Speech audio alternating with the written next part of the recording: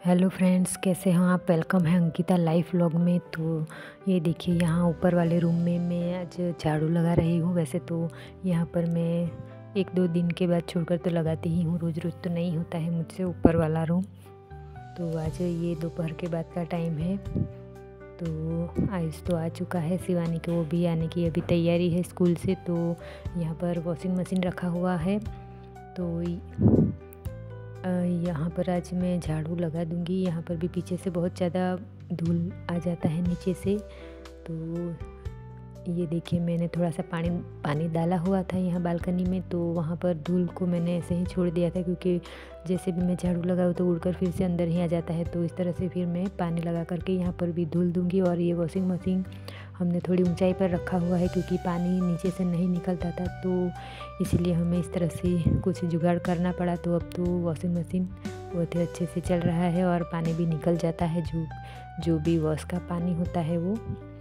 तो देखिए, वहाँ पर मैं सफाई करके फिर इस वाले रूम में आ गई थी, क्योंकि उस दिन हम जब छोड़ के गए थे, गांव गए थे 1 दिन के लिए, तो जो भी कपड़े थे वो हमने अंदर रख दिए थे। ऊपर वाले भी कपड़े यहाँ पर दूरी पर रख दिए थे, जो सूख चुके थे वो तो मैंने रख दिए थे कबर्ड में। तो यहाँ पर आयुष ने अपने सारे कपड़े यहाँ पर फैला कर रखे हुए हैं। कुछ शिवानी के हैं, कुछ मेरे भी है। तो मेरे जो भी है वो मैंने थोड़ी देर बाहर रखे हैं और कुछ कपड़े अंदर रख दिए हैं कबर्ड में। छोटा वाला कबर्ड है, सिर्फ छोटा वाला ही है हमारे पास।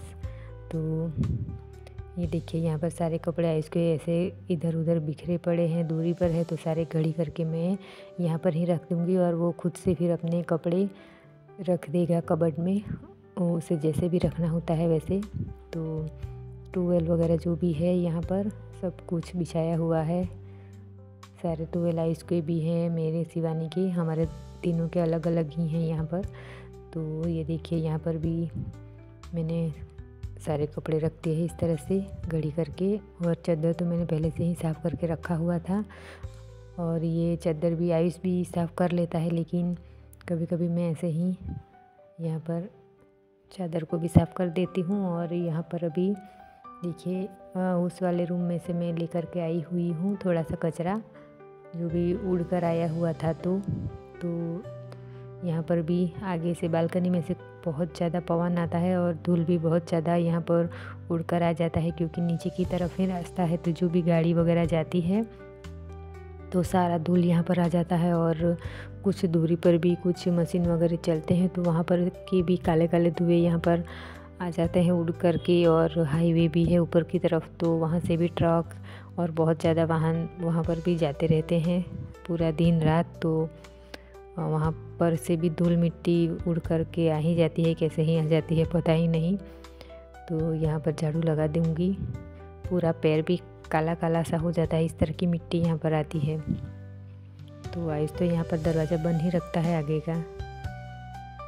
तो फिर यहाँ पर भी मैं झाड़ू लगा दूँगी। और जब हम पहली बार आए हुए थे तो गांव से, तो फिर यहाँ पर ये मैं जो भी नीचे पैर को साफ़ करने के लिए रखा था यहाँ पर पग लुछड़ियाँ, तो उसको भी मैंने धुल दिया था। तो फिर से यहाँ पर यूज़ करने लगे हैं हम, सूख चुका था इसलिए। तो आयुष अपने कपड़े यहाँ पर से लेकर के जा रहा है रखने के लिए। और बालकनी में भी मैंने पानी डाल लिया था, क्योंकि धूल सारा पानी में जाएगा तो उड़कर अंदर फिर से नहीं आएगा। बालकनी में भी पानी से धुल दूँगी। और हम जो भी काम के लिए गए हुए थे हमारे घर गांव में, तो वो काम नहीं बन पड़ा है, क्योंकि जो दूसरे वाले लोग हैं उनके भाई है वो नहीं आए थे और उनके फादर भी बीमार हो चुके थे। तो सारा काम हमारा ज़मीन का जो भी चल रहा है वो ऐसा ही रह गया है। तो अभी देखते हैं क्या करते हैं। उनके जो भी छोटा भाई है वो कुछ हिस्सा मांग रहा है हमारे खेत में से। तो ऐसा नहीं होगा, क्योंकि हमने वहाँ पर आम के छोटे छोटे पेड़, जो कलम कहते हैं, वो लगाए हुए थे, जो आगे से ऐसे ही बोली में हमने ऐसे ही बांट लिया था। तो हमारे हिस्से में तब जो आया था उसमें हमने इस तरह से कलम लगा दी थी। और उसको बड़े करने में हमारी बहुत ज़्यादा मेहनत है, तो फिर हम वो नहीं दे पाएंगे। और वो कुछ ज़्यादा ही एक्स्ट्रा मांग रख रहा है, अच्छे हिस्से में वो नहीं बांटना चाहते, ऐसा कुछ लग रहा है हमें। तो फिर वो ज़मीन का विवाद ऐसा ही रह गया और दूसरी तारीख पड़ी है। तो वहाँ पर हम कुछ हमारे गांव के और हमारे जो भी सगे हैं उसको हम बुलाने वाले हैं। तो फिर देखते हैं फिर से नेक्स्ट संडे में क्या होता है, तो हम वो भी आपको दिखाएंगे। सभी लोग पैसे से वैसे भी बंद बैठे हुए हैं, और जो भी इस तरह से है खेती वगैरह गाय भैंसों का जो भी काम करते हैं उसकी, जैसे ये लोग ऐसे समझते हैं कि कुछ इनकी कीमत ही नहीं है, उनको कुछ पैसों की ज़रूरत ही नहीं है, जैसे उनकी कोई ज़िंदगी ही नहीं है। इस तरह की ज़िंदगी बना रखी है उन लोगों ने हमारी, तो हम अपने तरफ से कुछ कर भी नहीं सकते हैं।